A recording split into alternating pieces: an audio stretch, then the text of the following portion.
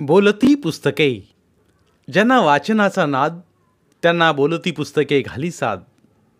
आमचं channel subscribe करा आणि सबस्क्राईब करायला इतरांनाही सांगा. नमस्कार श्रोते मित्र हो. बोलती पुस्तके सादर करीत आहे लेखक संजीव कोटकर लिखित कथा सखी. वस्तीच्या बाजूच्या रस्त्यावर धावत सरू नाल्याजवळ आली. तिने धावतच नाल्यावर असलेला छोटा पूल पार केला. हायवेवर आल्यावर जवळच्या झाडाच्या सावलीत उभी राहून ती पुढे चालू असलेलं रस्त्याचं काम पाहू लागली. शाळेतून ती आली की अलीकडे हा तिचा रोजचा उद्योग झाला होता. दप्तर टाकायचं, आई दिल ते पटकन खाऊन घ्यायचं आणि इथे येऊन रस्त्याचं चाललेलं काम पाहत राहायचं. पूर्वी असंच वस्तीतल्या सगळ्या मुलामुलींना हायवेवर येऊन वेगळ्या वेगळ्या गाड्या पाहण्याचा नाद होता. मग थोडं थोडं कळायला लागल्यावर त्या धावणाऱ्या गाड्यांच्या नंबरवर काहीतरी खेळ चालायचे. अलीकडे मात्र तोचपणामुळे तो खेळ मागे पडला होता. मात्र सरूला हा नवीन छंद जडला होता. रस्त्याचं ते चाललेलं प्रचंड काम म्हणजे तिच्यासाठी मोठं कुतूहल होतं. सिमेंट कॉन्क्रीटच्या मोठ्या मोठ्या स्लॅब आणून नाल्यावर टाकल्या जात होत्या. अजस्र अवजड मशिनी कधी रस्ता फोडत होत्या तर कधी हात सदृश्य यंत्राने माती उचलून ट्रकमध्ये भरत होत्या. कधी कधी रोड रोलर फिरवून रस्ता ठीक करायचं काम चालायचं. सरूला सगळ्या गोष्टींचं फारच अप्रूप वाटायचं. आईला मात्र या सगळ्या गोष्टींचा फार राग होता. ती सारखी काहीतरी बडबडत असायची. त्यांची वस्ती नाल्यांच्या अगदी बाजूला होती आणि नाल्याच्या बाजूने असलेल्या सगळ्या वस्त्या हटवण्याचं काम चालू होतं. अजून त्यांच्यावर ती वेळ आली नव्हती, पण अलीकडे पलीकडच्या बऱ्याचशा वस्त्या उठवण्यात आल्या होत्या. वस्तीमध्ये ज्यांच्या त्यांच्या तोंडी हाच विषय होता. आई तर रस्त्याच्या कामासंबंधित असलेल्या प्रत्येक व्यक्तीविषयी आकस बाळगून होती. इतकी वर्ष राहिलो इथे, आता कुठे जाणार? पुरीच्या शाळेची पण वाट लागेल. कशाला मेलं आमचं घर तोडायला आलेत. सदुअण्णा म्हणजे सरूचे बाबा मात्र समजूतदारपणे घ्यायचे. अरे काय को चिंता करतीये? सरूच्या जन्मापूर्वी किती खोल्या बदलल्या होत्या ती विसरलीस? काय झालं? झाला काय प्रॉब्लेम? नहीं ना? ज्यादा चिंता करने का नहीं. मैं देख रहा हूं ना, मालवनी नहीं तो कांदीवली में बंदोबस्त हो ही जाएगा. हो, आणि धंद्याचं काय? इथं किती चांगलं चाललं होतं. आपल्या पोरीच्या पायगुणाने चांगली बरकत आली होती इथे, तर हे आले मेले इथे रस्ता बनवायला, गरिबाच्या पोटावर पाय द्यायला. तू उगीच काळजी करू नकोस. पोरीचा पायगुण चांगला म्हणतीस ना, तर यातून पण काहीतरी चांगलंच निघेल. यावर मात्र आई मग स्वतःशीच काहीतरी पुटपुटत राहायची. मग सदुअण्णा मात्र लेकीला जवळ घ्यायचा आणि म्हणायचा, तू काय म्हणते पुरी, जायचं दुसरीकडे राहायला? नवीन घर, नवीन शाळा, नवीन मैत्रीण चालेल ना? सरू काय बोलायची नाही. नुसतीच बापाच्या अंगाला बिलगायची. त्याच्या अंगाला चहाचा आणि जळक्या बिडीचा वास यायचा. तिला तो वास आवडायचा नाही, पण आपला बाबा मात्र खूप आवडायचा. तिचा बाबा म्हणजे सदुअण्णा वस्तीतला चहाचा ठेला चालवायचा. अगदी सकाळी लवकर उठून दुकान उघडायचा सर्वांच्या आधी, आणि वस्तीतले सगळे लोक कामाला जाण्यापूर्वी अण्णांची चहा पिऊन जायचे. सतत स्टोववर चहा उकळत असायचा आणि लोक येत असायचे. दुपारी मात्र 2 तास जेवणासाठी दुकान बंद. एरवी आजूबाजूने जाणारे येणारे लोक आणि वस्तीत असले छोटे छोटे दुकानदार यांच्या जीवावर अण्णांचं आपलं बरं चाललं होतं. त्यांची जेवायला यायची वेळ आणि सरूची शाळेत यायची वेळ एकच होती. आपला बाबा इतरांसारखा दारू पिऊन घरी येत नाही, कधी आपल्याला किंवा आईला मारत नाही, या गोष्टीचं सरूला खूप कौतुक वाटायचं. तसा अण्णा पण मनात न धास्तावला होता. चांगलं बसतान बसलेलं दुकान मोडून नव्यानं धंदा सुरू करायचा म्हणजे काय ते त्याला चांगलं कळत होतं. पण आपण काळजी करून काही होणार नाही आणि वस्तीबरोबर आपल्याला इथून जावंच लागणार आहे हे तो समजत होता. सरूला अचानक जवळून कुठून तरी लहान मूल रडल्याचा आवाज आला. म्हणून तिने इथे तिथे पाहिलं. झाडाखाली एका फाटक्या चटईवर एक काळं सावळं मूल ठेवलेलं होतं. चांगलं गोबरं गोबरं होतं आणि फुलाफुलांचे टोपरे घातलेले होते. या मुलाला एकट्याला टाकून कसं कोण गेलं असेल असा विचार करते तोवर एक बाई धावतच आली तिथे. सावळ्या वर्णाची, नाकी डोळी तरतरीत, दिसायला बारीक अशी ती बाई. बाई कसली, मुलगीच. सरूला वाटलं ही काय आपल्यापेक्षा फार मोठी नसेल. ती रस्त्याचं काम करणाऱ्यांपैकी वाटत होती. तिने डोक्यावर पदर बांधून त्याच्यावर टॉवेलची घडी ठेवली होती. ती काढून तिने हातात घेतली व फटकल मारून फाटक्या चटईवर बसता बसता ती सरूशी हसली.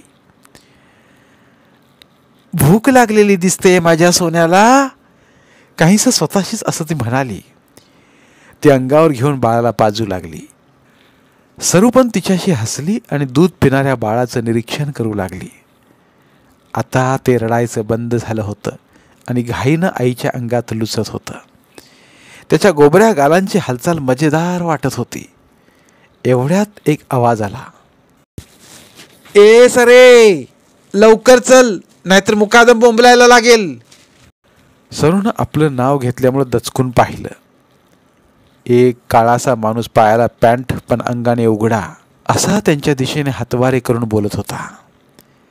त्या सावळ्या तरतरीत मुलीने थांबा, आलेच, असा हाताने इशारा केला. बाळाला छातीपासून काढले, आपले कपडे सारखे केले आणि बाळाला परत चटईवर ठेवून ती निघाली. मी खेळू बाळाशी थोडा वेळ, सरूने तिला विचारले.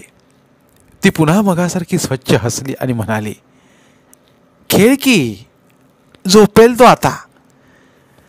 असं म्हणून तिने पदर डोक्यावरून घेतला, टॉवेलची घडी ठेवली आणि रस्त्याचं काम चालू होतं त्या दिशेनं ती गेली.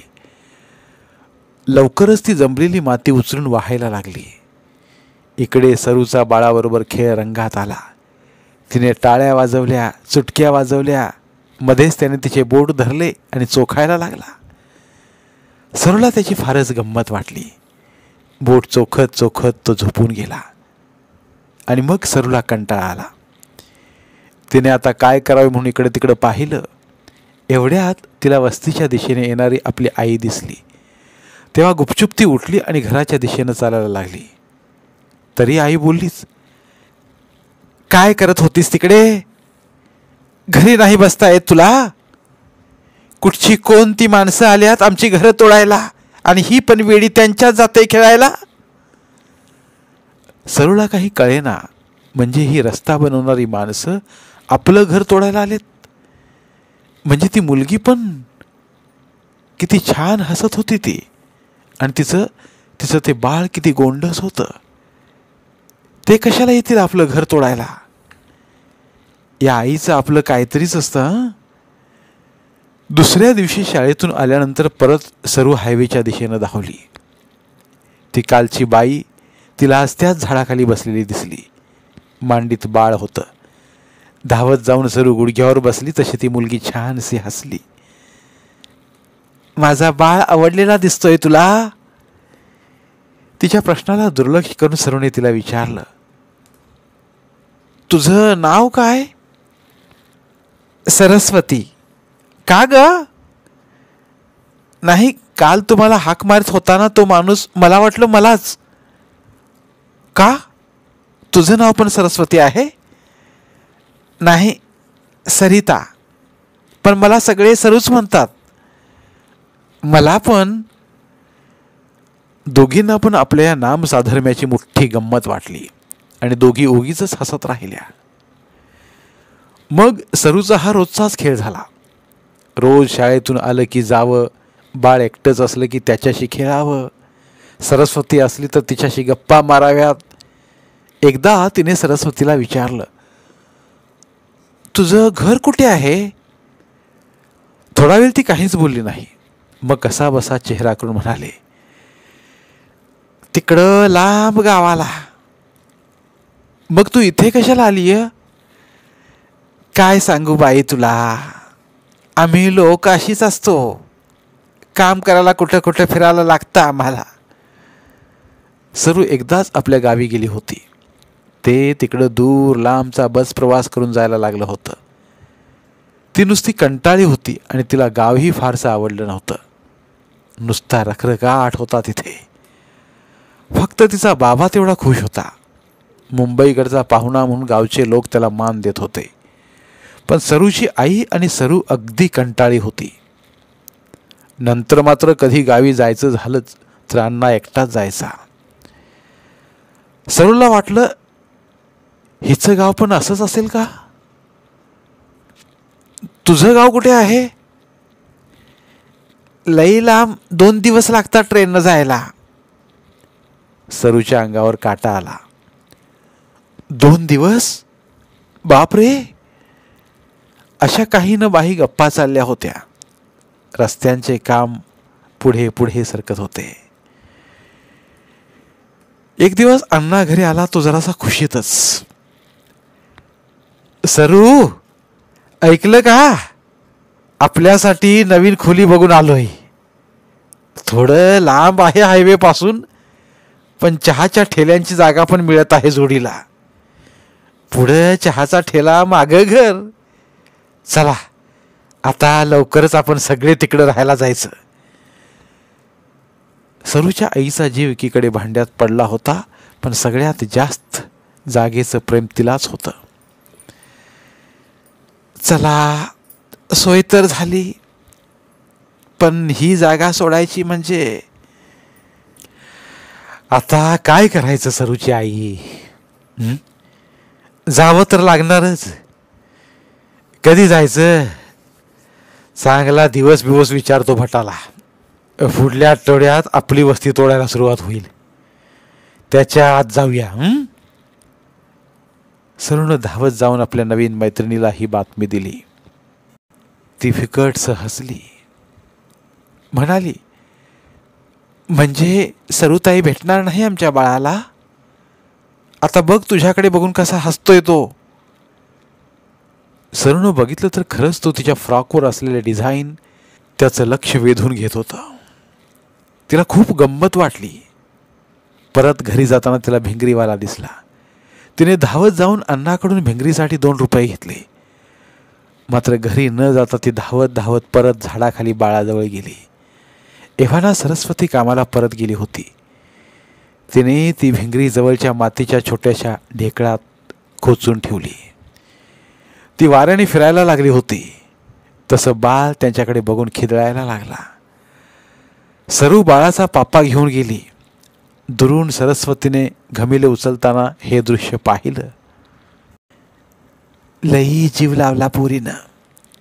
ती स्वतःशीच पुटपुटली. म्हणता म्हणता वस्ती खाली व्हायला लागली. अण्णाची पण धावपळ चालू झाली. सामानाची बांधाबांध सुरू झाली. त्याला दुकान आणि घर असं दोन्ही हलवायचं होतं. सरूची आई पण मेल्या मनाने घर आवरायला लागली. पाहता पाहता सरूचा जायचा दिवस उजाडला. अण्णाने नाक्यावर उभा असणारा एक टेम्पो बोलवला. त्यात तो दुकानाचं सामान चढवायला लागला. सरू पण कपडे करून तयार झाली. गुपचूप आईची नजर चुकून बाळाचा आणि सरस्वतीचा निरोप घ्यावा म्हणून ती आली. सरस्वती बाळाला मांडीत घेऊन बसली होती आणि सामान हलवणाऱ्या वस्तीचं निरीक्षण करत होती. सरूला पाहून ती हसली. काय जाणार मग सरूताई? सरूनं मान डोलावली आणि अचानक तिला रडूच यायला लागलं. तेवढ्यात मागणं, सरू चल ग बाई, असा आवाज आला. सरूनं पाहिलं तर तिची आई बोलवत होती. ती उठून उभी राहिली, पण तिचा पाय निघेना. सरस्वती पण बाळाला घेऊन उभी राहिली. बाळानं एका हातात भिंगरी धरली होती आणि तो तिच्याशी खेळण्यात रमला होता. तुझ्या आईला आवडत नाही तू इथं आलेलं? तो प्रश्न नसून नुसतंच एक वाक्य होतं. आई चल ग सरे, असं म्हणून त्यांच्याकडे पाठ केली. तुझी आई रडते आहे. सरस्वती म्हणाली. आपल्याला येणारा हुंदका कसाबसा आवरत सरू म्हणाली, तिला घराचं फार प्रेम. तिला जायचंच नव्हतं इथून सोडून. काही क्षण स्तब्ध गेल्यानंतर ती म्हणाली, तिला वाटतं रस्त्याचे काम करणारे लोक आल्यामुळं आमचं घर तुटलं. सरस्वती विषण्ण हसली आणि म्हणाली, तुझ्या आईला घर हाय म्हणून तुटण्याचं दुःख आहे. आमच्यासारख्यांना काय, ज्यांना घरच नाही. तिचा प्रश्न नुसताच हवेत लोंबकळत राहिला. सरूच्या आईने परत सरूला हाक मारली. सरू कशीबशी बाळाचा पापा घेऊन निघाली.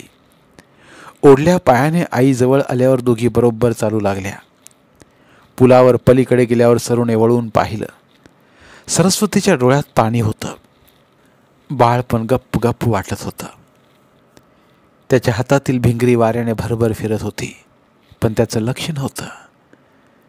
सरूच्या आईने पण वळून पाहिलं. त्या क्षणी तिच्या भिजल्या डोळ्यांनी सरस्वतीशी नजरानजर झाली आणि दोन्ही स्त्रिया भरल्या डोळ्यांनी एकमेकींना पाहून सगळं काही कळल्यासारखे हसल्या. मग मात्र निर्धाराने पाय उचलत आणि एका हाताने सरूला ओढत ती निघून गेली.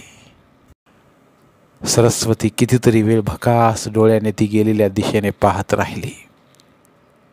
बाळाच्या हातातली भिंगरी वाऱ्यावर नुसतीच गरगरत राहिली. धन्यवाद. पुन्हा भेटूया एका नवीन कथेसह.